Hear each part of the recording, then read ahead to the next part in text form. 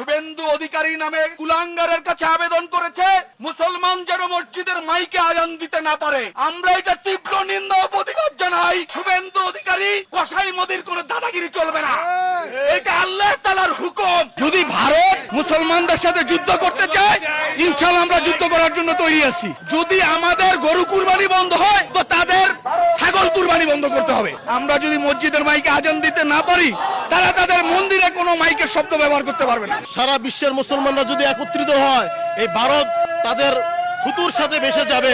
এবার বিজেপি আসার ফলে মুসলমানদের বাড়িঘর তো ভাঙচুর করতেছে, সাথে সাথে মসজিদও ভাঙচুর করতেছে। এটা আমাদের ইমানি দায়িত্ব, যেহেতু আমরা আল্লাহ রাসূল সাল্লাল্লাহু আলাইহি সাল্লামের উম্মত। আমাদের ইমানি দায়িত্ব হিসেবে আমরা এটা তীব্র প্রতিবাদ করি এবং নিন্দা জানাই। যদি ভারত মুসলমানদের সাথে যুদ্ধ করতে চায়, ইনশাআল্লাহ আমরা যুদ্ধ করার জন্য তৈরি আছি। আমরা এক আল্লাহু আকবার ধ্বনি দিব। আপনারা বঙ্গোপসাগর পার হইয়া, ভারত সাগর পার হইয়া প্রশান্ত মহাসাগরিয়া পড়বেন।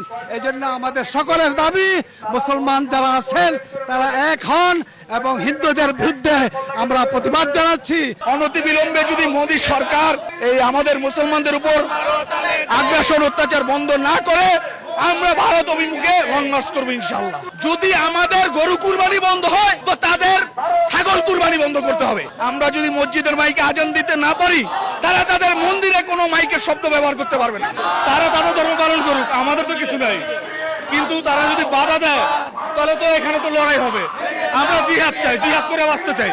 আমরা তো আজকে এলাকা ভিত্তিক কর্মসূচি দিছি, পরবর্তী যদি বন্ধ না হয়, তাহলে আমরা ইন্ডিয়ার এম্বাসি ঘেরাও করব।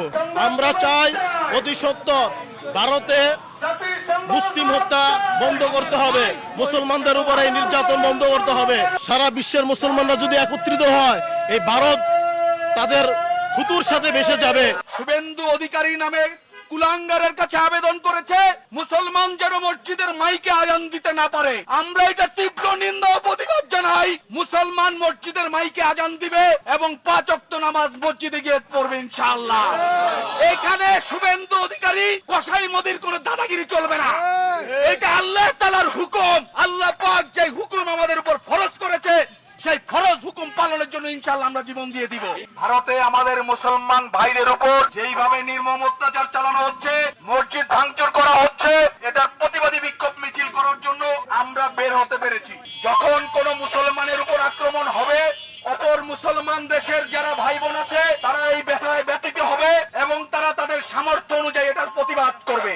আপনারা যদি অন্ধ হয়ে যান, বধির হয়ে যান, আপনারা যদি জানোয়ার হয়ে যান, তবে দুনিয়াতে আপনাদের জন্য অবশ্যই আল্লাহ তাআলা গজব নাজিল করবেন। আমরা চাই দুনিয়াতে শান্তিতে অবস্থান করে দুনিয়াতে ইসলাম প্রচার আর প্রসার অব্যাহত থাকবে। মৃত্যুর সময় কলমা পরে পরে যেন আমরা জান্নাতে যাইতে পারি।